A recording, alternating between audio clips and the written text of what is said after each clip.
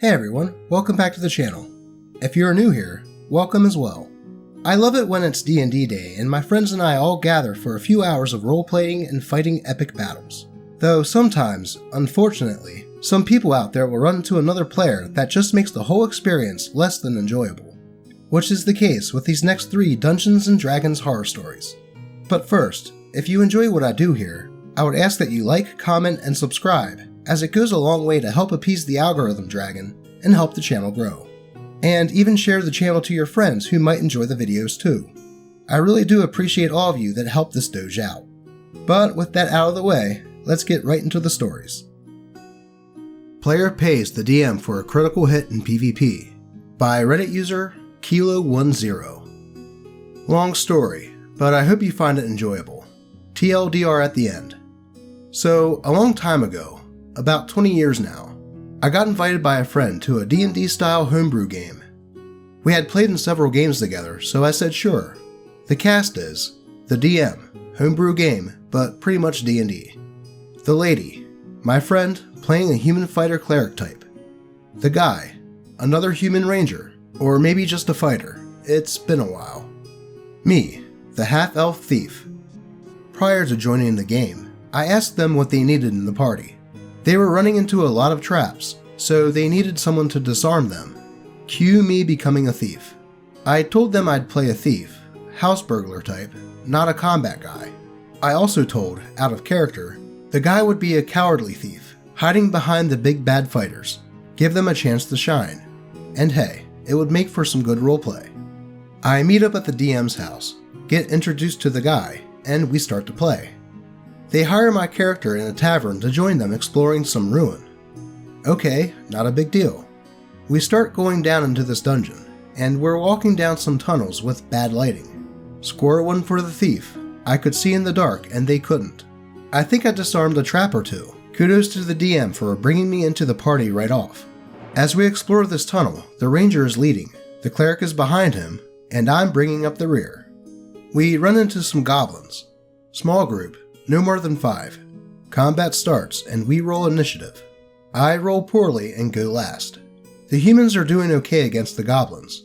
The DM asked me what my thief is going to do. I said, I look back down the darkened hallway, point dramatically, and yell out, "Ambush! They are coming up behind us!" and run down the hallway from the fight. DM, there aren't any goblins down there. Me, yeah, I know. Next round, they're still fighting. DM asked me what I'm doing. Me, I draw both daggers and start banging them against the stone walls. Then I yell out, "They're here! Don't worry, I will hold them off!"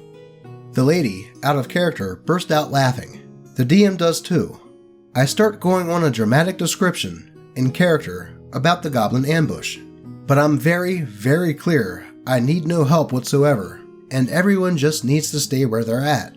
The guy, whom I've never roleplayed with before, does not look as amused as my friend and the DM. This continues, with the 2 humans handling the goblins, but getting a little beat up in the process. My thief finally comes back, wipes his brow dramatically, and says, quote, "Don't worry, I drove them off. I've saved you." The lady is almost rolling on the floor now, and the DM is laughing too. The guy looks pissed. My thief walks over to the dead goblins, and says, "Well, time to loot the bodies. Let's see what they have." The guy, "You don't get anything. You didn't help fight them." Me, "What are you talking about? I held off the ambush that came up behind us. We would have been overrun if I hadn't done that. You should be thanking me, good sir." The guy, "No, why should we let you have anything? You weren't fighting." Me, and in my mind, this is the worst thing I did the whole time. Remembering a line from the Advanced Dungeons & Dragons 2nd Edition Player's Handbook, say, "Well, I think we're going to split the treasure equally, 'cause you look really banged up and I don't have a scratch on me." The guy, I shoot the thief with my bow. Now, at this point, I'm a little flabbergasted. I didn't see that coming. He shoots at me. Now, when you're making a thief, and especially when you're making a cowardly thief, you need to be able to do things.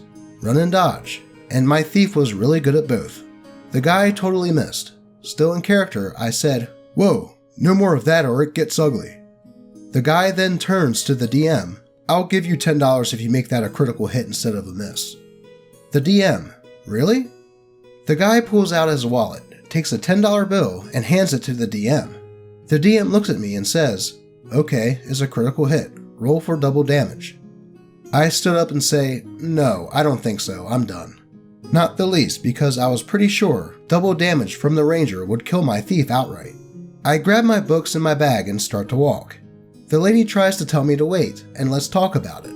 The DM is saying it's all just fun, and the guy doesn't say a word. I liked the lady, but not that much. I noped the fuck out and left. Never played with the GM or the guy again. Now, I get that maybe the guy didn't find my antics funny, or he disagreed with what I did, but definitely, as far as the characters knew, I had been fighting ambushing goblins. And to start a PvP like that, with someone you just met, that was poor sportsmanship. But straight up bribing the DM and the DM taking it? No D&D is better than bad D&D like that. TLDR, player starts PvP combat and then pays the GM real money for a critical hit against me when he misses. Edit. Because of some of the comments, I wanted to go back and add something. At no point during my descriptions of the imaginary combat with the goblins did the guy say anything to me. Nothing out of character like, "Hey man, we really need you with the party," or "Dude, quit fucking around and help us." If he had, I would have just said "Okay, they're gone," and come running back. The lady and the DM laughing so much encouraged me to keep going, and neither one of them said anything. That's why the PvP really took me by surprise. Wow, talk about a great roleplay session brought down by a salty person. The way OP played his character was a great way to build their character traits up, and in a clever and rather funny way. If the lady and DM's reactions were anything to go by, it seemed like the guy was taking things in game way too seriously out of game. To immediately go to PvP with a new player over something so trivial kinda shows his personality. And for the DM to take the bribe to make the hit a crit is really messed up. Talk about sucking the fun out of D&D. It kinda reminds me of pay-to-win games online.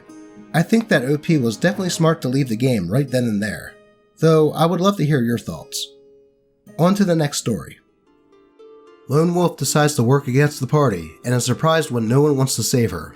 By Reddit user, Filthy Hobo Man.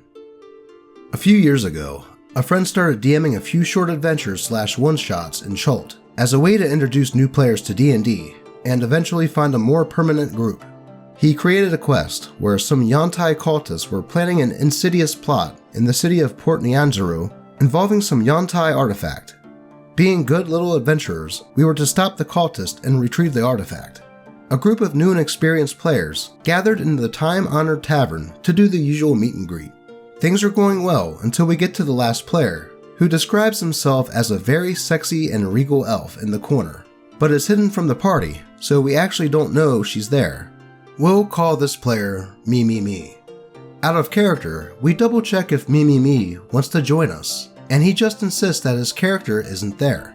When the party leave the tavern, he has his character roll stealth, cast invisibility, and tells the DM he's following up.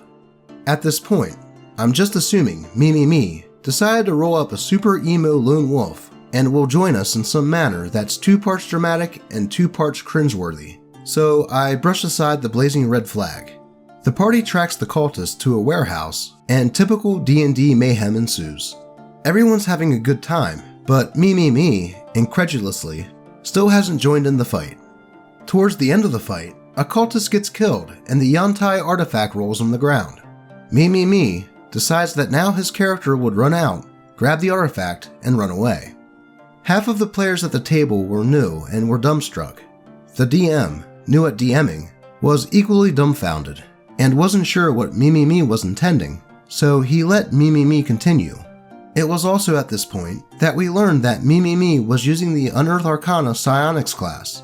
You know, the super broken class that can do literally everything. Cast spells, hit hard, and evade. Using all of the Psionics' ridiculous ability to gain extra movement and invisibility, she dodged her way out of the warehouse despite some of the players trying to tackle her or cast Fairy Fire.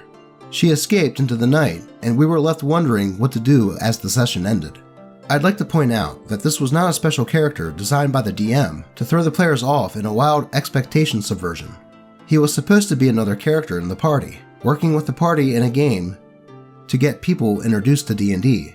When the entire table questioned why he would do such a thing, he replied along the lines of, quote, "Well, that's my character. I'm a secret agent who picks her own missions. No one knows she's there, and I decided I wanted to investigate this on my own." At this point, a pretty frustrated table heads home, but the DM pulls him aside for some extra game time since he wanted to interact with the artifact, metagaming free. We learn the next session that the Yuntai artifact charms people who touch it, and the cultists were going to use it to gain control of the city. Turns out, without anyone else around, Mimi's psionic character failed the saving throw to the charm and joined the cultist. Happy ending, right? Well, the DM told Mimi to make a new character that would actually work with the party, and work with them for this next session. A session he has to replan because no one expected this to happen. Mimi rolls up with a monk and tells us, quote, "This monk is sent from the Psionics organization. The psionic has gone missing. I thought she worked alone. And I'm here to save her." He made a new character, dedicated solely to saving his old one. There was no other purpose in that character. The character had no personality. When talked to, the monk sounded like a white knight soundbox, reiterating his only priority is to save the psionic. So, being the wise people we are, we decided to give him another chance and continue. We try to locate the artifact and investigate our way into the ruins of an old temple with the cultist with the psionic. We start to fight, and it turns out the psionic is equally OP at fighting and starts wailing on us. The whole time, Mimi's yelling, "Don't harm her! Don't harm her!" We're level 2. We can't dispel that charm. Our best course of action is to thunk her so hard in the head that she'll wake up as a team player. So we start hitting her, telling him we have to incapacitate her, not kill her, cause this fight is not going well. At this point, he has his monk stand between his old character and the rest of the party, refusing to fight, while cultists are firing arrows and swinging at us, and his old character is still wailing on everyone. The ranger in our party eventually fells her with an arrow, and the DM asks if he wants to make this damage non-lethal. "Nope," said the fed-up ranger. Even with her down, we were losing the fight, so everyone starts bolting from the temple. Of course, Mimi has his monk pick up the psionic's body and runs out with us. Mimi is absolutely pissed and is telling the table what dicks they are for not making the psionic a priority. You know, the psionic that is debatably on our side and has actively worked against us. The rest of the table was livid. He just botched the entire fight and nearly got the party TPK'd. He left that evening in a huff. I'd also like to say that this was the end of it, but there's a few threads of coincidence I learned about the following weeks. Another friend happened to play one game with Mimi about a half a year prior. He said it was the cringiest table he was ever at. In this other game, with a separate DM, Mimi's good friend was the DM, and they made the entire game a Mimi filleting session. Mimi would do whatever ridiculous OP thing he wanted, and the DM would make sure that Mimi's ego would be graced with the attention and narcissism it deserved. That's fine if it's a one-on-one session, but there were other people there, just kinda sidelined. Needless to say, my friend didn't return for another session. As for the group, the DM quickly learned to make sure people's characters wanted to adventure and more or less wanted to work with the party. He handed the adventure off to me for the remainder of the campaign, where, surprisingly, Mimi showed up a few sessions later for more shenanigans. OP referring to this player as Mimi is pretty apt, I'd say. Not joining the party in a game of jolly cooperation and then screwing them over in the first session is pretty messed up, especially as it was a game to teach newbies D&D. And then to make a new character revolved around his old character just shows to me that they had a bad case of main character syndrome and didn't care at all about the fun of the other players or the DM. Thankfully, the DM learned that, and sounds like they worked to make sure everyone has fun by confirming players' intentions beforehand. On to the last story. Sex, D&D, and Finales. A train wreck that just kept wrecking. By Reddit user Blue Teal. Backdrop. I've been running a campaign for a group of folks found via local Facebook tabletop RPG groups. I let too many people in and realized it too late. 7 players is just so draining for reasons that aren't relevant to this post. However, because of that, I announced that we were starting a finale arc a while back. And after, we're going to do non-5e stuff. I did this because I want to break from 5e. Not hating on it, and 3 players already expressed that they only play D&D and nothing else. 2 of those players are power gamers that refuse to RP and basically never roll less than an 18, and 1 doesn't pay attention or places switch during the session. Ultimately, just people I was ready to not DM for anymore, as their styles didn't fit the type of story I want to play. Train conductor of this wreck, the rogue. Traits: suspiciously high rolls all the time, never rolls less than 18, and controversial opinions. Stage 1, leaving station normal, next stop station awkward. During the final dungeon crawl to the BBEG, 2 characters use Featherfall and jump down into a deep pit into the Underdark. The rest take time to get down. The 2 characters, the cleric and the rogue, then have sex while waiting for the party, in-game. Which I hate and didn't think I needed to explicitly ban, but anyways. That weekend we were all getting together for a river float in real life, as we've done stuff as a group before. I bow out last minute, then find out that the cleric and the rogue got trashed in real life, and actual adult activities ensued. So now sex has happened in-game and out of game. Superb. No way this goes bad. Stage 2, leaving station awkward, next stop station cringe. The cleric and the rogue have a very brief in-real-life relationship, which she, the cleric, ends due to the rogue being super freaking clingy and needy. Like freaking out if she didn't respond immediately, and saying if she didn't respond in X minutes, he would come to her house to check on her. She ends this. We skip 2 sessions, 1 per week, 1 due to illness, and 1 due to the other players being weirded out by the romance situation in real life. Stage 3, Betrayal. And last night was it, the finale, the BBEG, culmination of months of story and campaign. It was also our first session since the romance and breakup between the cleric and the rogue in real life. I was anxious how this awkwardness could spill into the game, and I committed to just running the finale for those who showed up, and praying everyone would just be cool and keep drama out of it. After the finale, the rogue would be leaving, due to not playing non-5e systems. Sounds fine. Awkward, but fine. Everyone's being cordial and happy, so I think everything is good.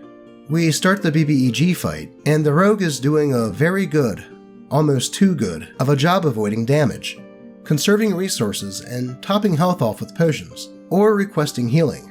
He gets visibly frustrated when they learn that the boss has a second phase fight. He keeps asking if the boss is about to die, looking impatient. Maybe he's just bored. Players get distracted with in-real-life stuff. The cleric regales a story of an in-real-life romantic encounter with a person who had a giant Confederate flag tattooed on their chest, and reactions occur. The rogue then gets offended and begins to lecture us on the Confederate flag, not being bad and stuff. I'm not asking to debate anyone on this. It was not an appropriate topic for this game table. Then, with no fucking input or desire from others, transitions to a new topic. None of this game related. That, quote, racism isn't real. He continues ranting about this, while me and the other players are making eye contact and having silent conversations basically amounting to, what the fuck? He stops talking long enough for me to bring attention to the game, as they're about to beat the Phase 2 boss. The BBEG's weapon, basically a magic plant that feeds off people's psychic energy, opens, signaling that a new user can enter to wrest control of this weapon from the BBEG. However, they know that whoever does this will have to choose between ultimate power or sacrificing themselves to kill it. The cleric had told me weeks ago that she wanted to sacrifice herself, but didn't tell the party. She took the opportunity to enter and start this process, and I was about to switch from initiative to narrative when the rogue says, quote, "Can I do something?" I respond with, "What do you do?" The rogue, "I stab her." The cleric, aka girl who dumped him, "In the heart." And in the stunned silence, and awkward laughs assuming this is a joke, he and his in-real-life son announce they've been planning to betray the party. The son doesn't seem to have a clear grasp of the plan besides kill party, and keeps asking the rogue, his dad, what to do. At this point, I failed as a DM. I didn't shut it down. I kept asking the rogue why, hoping to keep this as a roleplay encounter or find a way to salvage it. Nope. Other players are pissed now, and they roll initiative, and PvP starts. This was meant to begin an epilogue scene, not this. The rogue and son proceed to kill the rest of the party. I eventually pick up my jaw from the ground and moved it back to narrative, and I resolved it as best as I could very, very fast. Everyone's mega done at this point. Nobody's happy. My phone's blowing up from players texting me, "What the fuck?" and asking if I knew about this. I did not. I would have shut it down. The rogue and son are proud of themselves, and then stand up and ask if we're meeting next week. No. We need a breather, guy. So that's my train wreck. I now have several new rules to add to my Session 0. Also, the other players and I have discussed retconning the ending without the rogue and son and resolving that narratively for closure. Oof. Players getting romantically involved can sometimes work with no drama, but I would say that 9 times out of 10, it doesn't. And for the rogue to go and derail the climax of the campaign to get back at the cleric due to him being salty for her breaking up with him, and even bringing his son into it just goes to show the maturity level of this clown. Thankfully, it sounds like OP learned from this experience, and is going to take measures in the future to avoid this type of thing. Have you ever experienced a player that ruined the fun for everyone else when playing a tabletop RPG? If so, what antics did they pull while playing? I would love to hear about it in the comments. If you have a story that you would like read on the channel, feel free to post it in the comments, or the channel subreddit r/D&D Doge, or even just at me on Twitter. I really do appreciate all of you that watch and like my videos, and I hope that all of your rolls are natural 20s, and that you don't have to experience players like the ones in these stories. Until next time.